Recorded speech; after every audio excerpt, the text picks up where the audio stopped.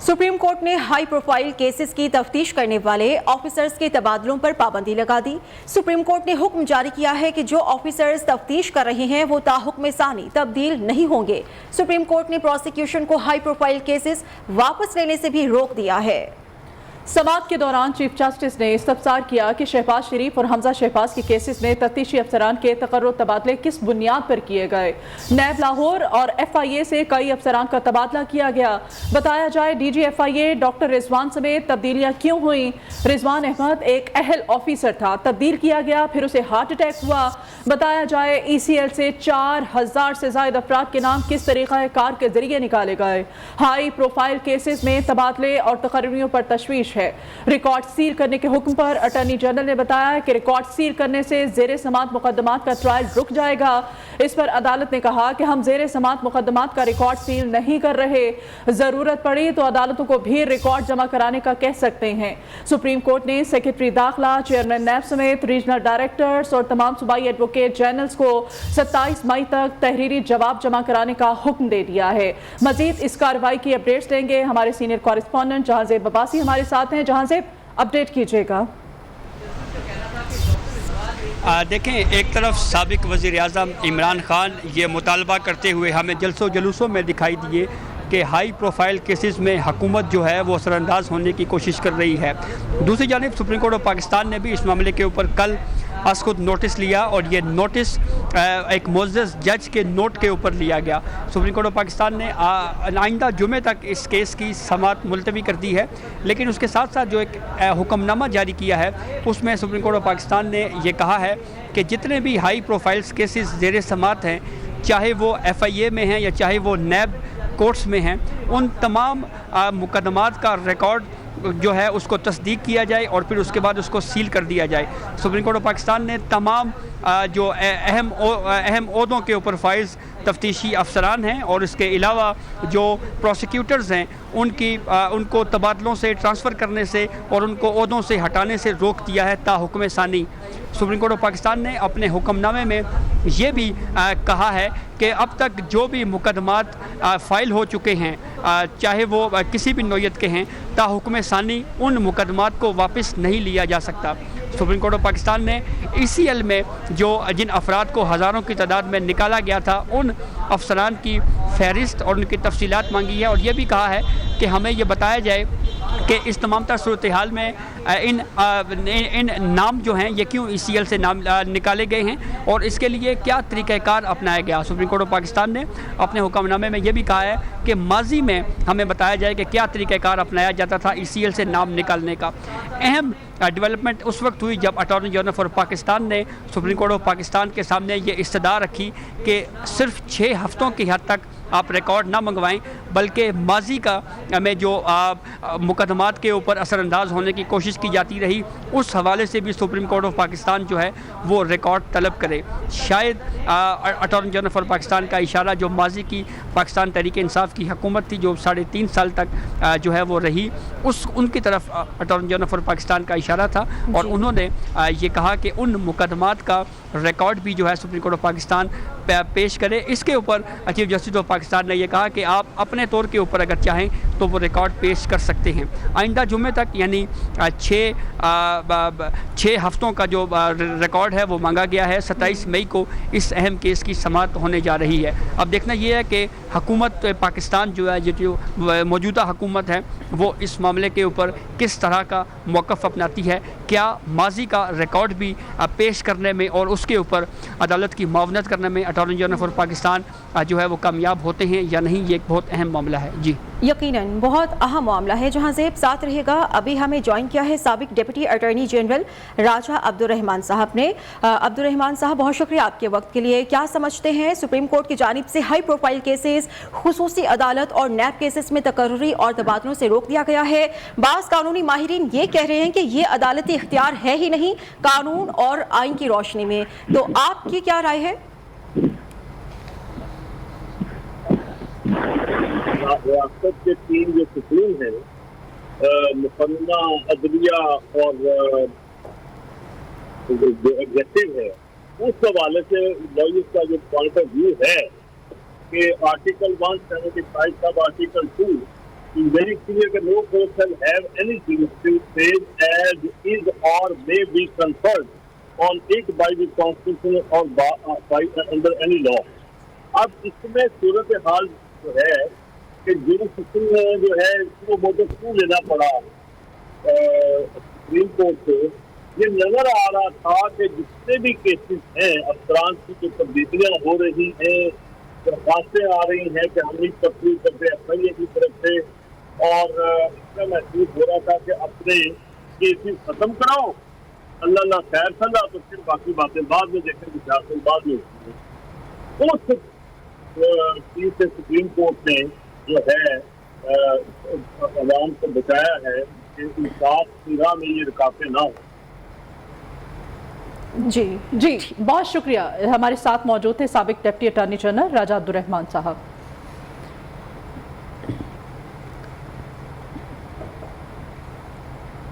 अगर तासुर की बुनियाद पर सो मोटो नोटिस लिया गया है तो ये सुप्रीम कोर्ट की साख के लिए तबाहकुन होगा। वजीर दाखिला राना सनाउल्लाह का आला अदालत के खुद नोटिस पर रद्द-ए-अमल, कहते हैं क्या इंतकाम के लिए लगाए गए अफसरान को नहीं हटाना चाहिए।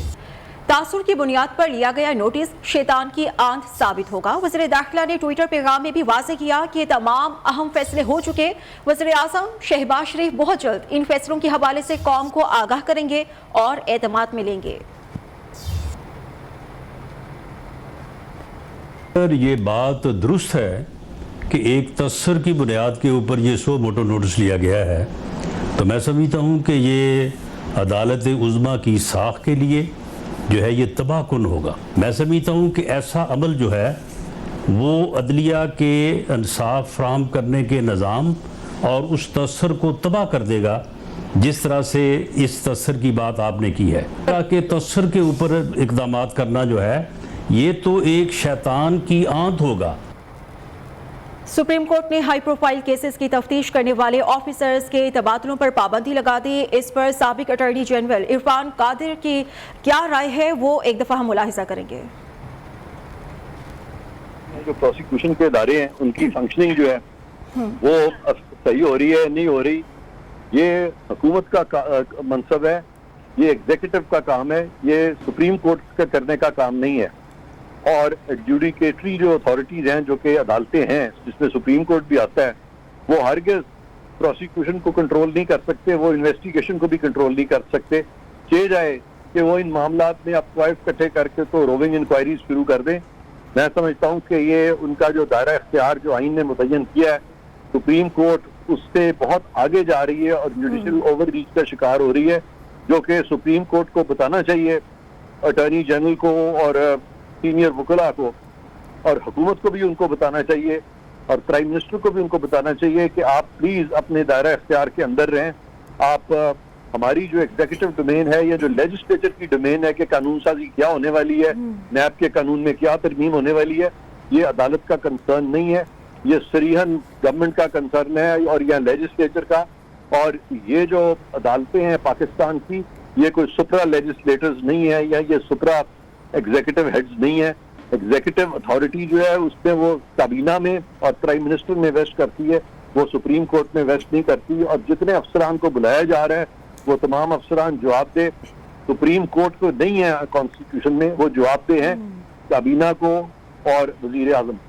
वो अपने अपने सुप्रीम कोर्ट के मैटर्स को देखें कि वहां पे जो 50-50 हज़ार केसेस पेंडिंग है, लाखों केसेस जो अदालतों में पेंडिंग है, उसको देखें कि वो क्यों पेंडिंग है।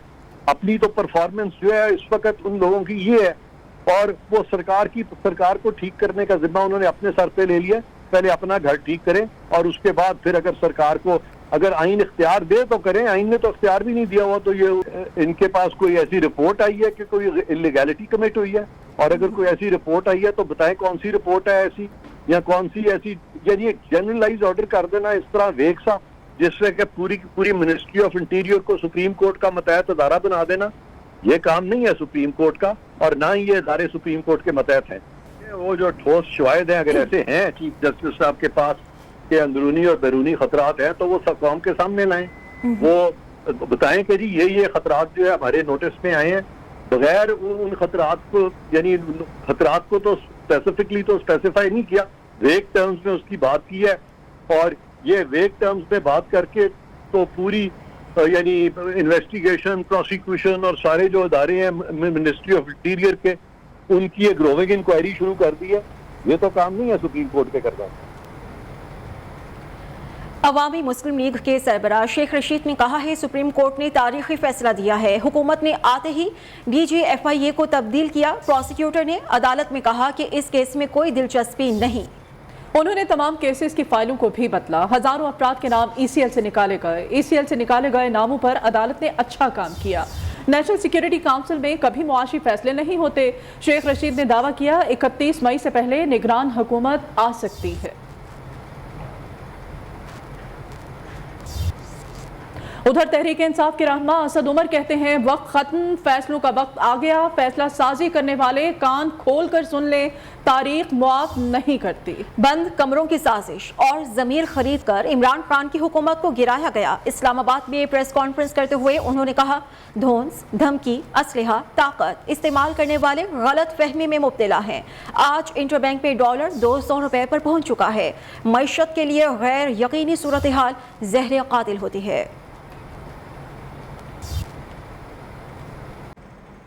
नया दिन, नए रेट, डॉलर के सामने रुपया अपनी कदर खो बैठा। इंटरबैंक मार्केट में डॉलर की कदर 2 रुपए 2 पैसे के इजाफे से 241 रुपए की नई बुलंद तरीन सतह पर आ गई है।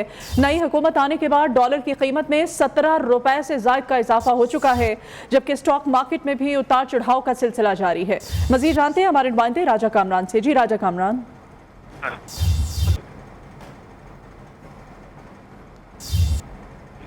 राजा कामरान, आपको मेरी आवाज आ रही है? जी बताइएगा, डॉलर की कीमतों में इजाफे की वजूहात क्या सामने आ रही हैं?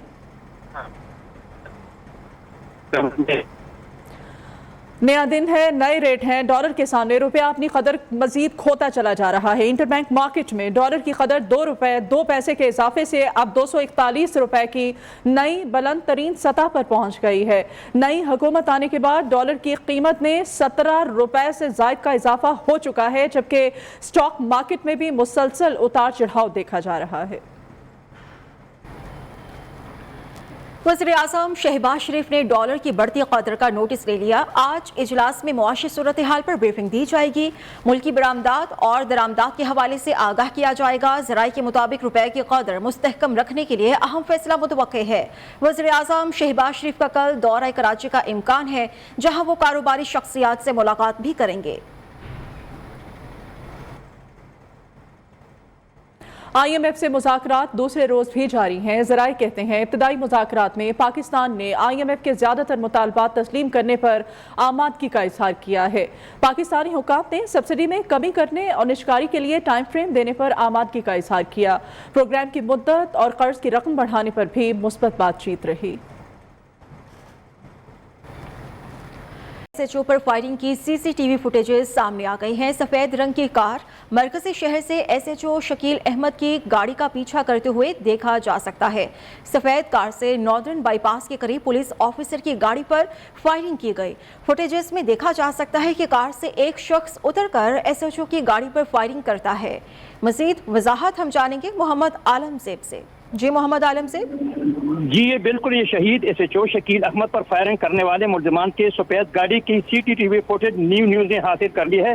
फुटेज में साफ नजर आ रहा है कि एक सफेद गाड़ी नादर बाईपास पर SHO की गाड़ी का ताक़ुब कर रहे हैं और बाद में गाड़ी से फायरिंग करने के बाद एक मुल्जिम गाड़ी से उतरकर SHO की सियाह रंग की गाड़ी के करीब जाकर अंदाजों फायरिंग से निशाना बनाते हैं। SHO शकील अहमद आज अपनी गाड़ी में घर से शाहपुर स्टेशन जा रहा था कि नादर बाईपास पर शिद्दत पसंदों ने फायरिंग से शहीद हो गए। शहीद SHO और शकील अहमद का नमाज़ी जनाजा मलक साद मोहम्मद शहीद लाइन में अदा कर दी गई है। जनाजे में IG मुअज़्ज़म जा अंसारी, कमिश्नर पेशावर रियाज महसूद, CCPO मोहम्मद इजाज खान, पाक आर्मी के अफसरान, सियासी शख्सियात ने शिरकत की। दी ठीक है, शुक्रिया आपका मोहम्मद आलम से। पाकिस्तान मुस्लिम लीग नून सरगोधा में सियासी कुव्वत का मुजाहिरा कर रही है। पिंडाल भी सजा दिया गया है। जलसागाह और अतराफ की सड़कों को पार्टी झंडों और इस्तकबाली बैनर से सजा दिया गया है। पुलिस की जानिब से सिक्योरिटी के खुसूसी इंतजाम किए जा रहे हैं। जलसे से हमजा शहबाज, मरियम नवाज समेत दीगर रहनुमा खिताब करेंगे। मजीद वहाँ की सूरत हाल जानेंगे हमारे नुमाइंदे इमरान गुराया से। मैं इस वक्त फुटबॉल ग्राउंड में मौजूद हूं, जहां पर आज पाकिस्तान मुस्लिम लीग नून की नायब सदर मरियम नवाज़ जो हैं वो खिताब करेंगी। इसके साथ जो है वज़ीर आला पंजाब हमजा शहबाज शरीफ भी जो हैं इस जलसा आम से खिताब करेंगे। इस वक्त पंडाल में मैं मौजूद हूँ, कुर्सियाँ लगा दी गई हैं, काफ़ी तादाद में जो है वो कुर्सियाँ लगाई गई हैं। ख़वातीन के लिए जो है अलग से जो है कुर्सियाँ लगाई गई हैं। इसके साथ साथ जो पंडाल है उसे बड़ी खूबसूरती के साथ जो है वो सजाया गया है। चारों अतराफ़ जो है पेनाफ्लेक्स लगाए गए हैं, जिसमें मरियम नवाज़ की बड़ी बड़ी कदावर तस्वीरें लगाई गई हैं, हमजा शहबाज की लगाई गई हैं। इसके साथ जो पाकिस्तान मुस्लिम लीग नून की नायब सदर हैं वो आज शाम 5 बजे का टाइम जो है वो दिया गया है कारकुनों को, और पाकिस्तान मुस्लिम लीग नून की नायब सदर मरियम नवाज़ जो है वो 7 बजे के करीब इस जलसा आम से खिताब करेंगी। और ये एक बहुत बड़ा जलसा होगा सरगोदा का, और शाहीनों के शहर में ये जलसा हो रहा है और कारकुन जो हैं वो बड़े पुरजोश हैं। पंजाब हुकूमत ने डॉक्टर्स के लिए बड़ी खुशखबरी सुना दी है। यूनिवर्सिटी ऑफ हेल्थ साइंसेज और महकमा प्राइमरी हेल्थ पंजाब ने 500 मिलियन का मुश्तरका मंसूबा शुरू करने का फैसला करते हुए भर्तियों के लिए 30 और 31 मई की तारीख दे दी है। 3 कैटेगरी में शामिल डॉक्टर्स की मुराद 500 मिलियन मुतय्यन की गई है। इसी पर मज़ीद डिटेल्स क्या हैं, deputy bureau chief news Lahore Mian Naveed से हम जानेंगे। जी मियां नवीद। जी बिल्कुल, ये एक बहुत बड़ा मंसूबा है, और जो कि महकमा प्राइमरी सेकेंडरी हेल्थ केयर और यूनिवर्सिटी ऑफ हेल्थ साइंसेज के दरमियान जिसका मुआहदा हुआ, और ये बाकायदा फैसला भी कर लिया गया, जिसमें 400 डॉक्टर ऐसे भर्ती किए जाएंगे जिनमें जो है लोकल इंस्ट्रक्टर्स होंगे कैटेगरी ए और कैटेगरी बी, और जिसकी तनख्वाह मैं आपको बताता चलो तकरीबन 5000 रोजाना की बुनियाद पर जो है वो MBBS और BDS doctor walk in interview के जरिए 30 जुलाई को जो है इनकी भर्तियां बाकायदा शुरू कर दी जाएंगी। तकरीबन 400 डॉक्टर भर्ती किए जाएंगे, और ये तारीख में पहली मरतबा ऐसा हुआ है कि इतनी बड़ी तनख्वाह पर डॉक्टर को भर्ती किया जाएगा जो सिर्फ MBBS और BDS होंगे। इसके साथ ये भी बता दूं कि 10 फॉरनर जो है वो इंस्ट्रक्टर जो फॉरनर हैं वो भी भर्ती किए जाएंगे विजिटिंग फैसिलिटी में, और एक बड़ा मंसूबा जो कि मुख्तलिफ जो है वो सही मराकज़ सेहत में जाकर तरबियत देंगे। जी ठीक है, शुक्रिया आपका मियां नवीद। कराची के शहरियों के लिए खुशखबरी है। वज़ीर इत्तलात और ट्रांसपोर्ट सिंध शर्जील इनाम मेमन कहते हैं अब्दुल सत्तार ईदी और ऑनलाइन के आगाज़ के वक्त करीब आ गया है। 20 बसों की खेप गुज़श्ता रात कराची बंदरगाह से क्लियर होकर डिपो पहुंच गई है। सूबाई वजीर ने कहा ऑरेंज लाइन रूट के सिविल इंफ्रास्ट्रक्चर का काम 97% मुकम्मल हो चुका है। रूट पर ITS सिस्टम की इंस्टॉलेशन और बस ड्राइवर्स की तरबियत के बाद जल्द ऑरेंज लाइन का आगाज़ कर दिया जाएगा। ऑरेंज लाइन कॉरिडोर से औरंगी बनारस और नॉर्थ नाजिमाबाद आसपास के शहरियों को महफूज और आरामदेह सफरी सहूलत मुयस्सर आ जाएगी। कराची में मैट्रिक इम्तिहानात में नकल माफिया बेलगाम है। ज़राए के मुताबिक नकल के लिए व्हाट्सएप ग्रुप तैयार कर लिया गया है। व्हाट्सएप पर पहले पर्चा आउट हुआ और व्हाट्सएप ग्रुप में ऐड होने की फीस 10,000 रुपए है। इसी पर हम बात करेंगे शफकत अजीज से। शफकत, हैरान कुन बात यह है कि एक प्रॉपर क्राइटेरिया भी रखा हुआ है व्हाट्सएप ग्रुप में ऐड होने के लिए। कराची में मैट्रिक के इम्तिहानात जारी हैं तो दूसरी तरफ नकल माफिया बेलगाम है। नकल के लिए जदीद तरीका अपनाया जा रहा है और इसके लिए व्हाट्सएप ग्रुप जो है वो तैयार हो गया है। व्हाट्सएप ग्रुप पर जो है पर्चा 15 मिनट पहले आउट हो जाता है, उसके बाद जैसे ही पर्चा शुरू होता है तो 10 मिनट बाद पूरा पर्चा हल हुआ इस ग्रुप पे होता है, और इस ग्रुप में जो है वो ऐड होने की फीस 10,000 रुपये मुकर्रर की गई है। ये बड़े मुनज़्ज़म अंदाज में इससे पहले भी देखा गया है और FIA ने कार्रवाई भी की है, लेकिन अभी तक जो कल्प्रेट्स है वो सामने नहीं आ सके हैं। एक बार फिर जो है वो ये बड़े मुनज़्ज़म अंदाज से बच्चों को नकल कराई जा रही है, जिससे इस वक्त रोकने वाला कोई नहीं है। जी ठीक है, शुक्रिया आपका शफकत अजीज। Welcome back. वज़ीर आला पंजाब हमजा शहबाज का 10 किलो आटे का थैला 650 से कम करके 490 रुपए करने का ऐलान। लाहौर में प्रेस कॉन्फ्रेंस में हमजा शहबाज ने कहा फिलफोर 10 किलो आटे का थैला 450 रुपए का कर रहे हैं। 160 रुपए 10 किलो आटे पर सब्सिडी दे रहे हैं, मुनाफाखोरी से सख्ती से निपटेंगे। उन्होंने कहा कि हलफ ना लेने की बीमारी ईवानी सदर से चली और गवर्नर हाउस में इमरान खान ने मुल्क की हस्ती बस्ती मईशत को तबाह किया। वो सियासत की आड़ में इंतशार फैला रहे हैं।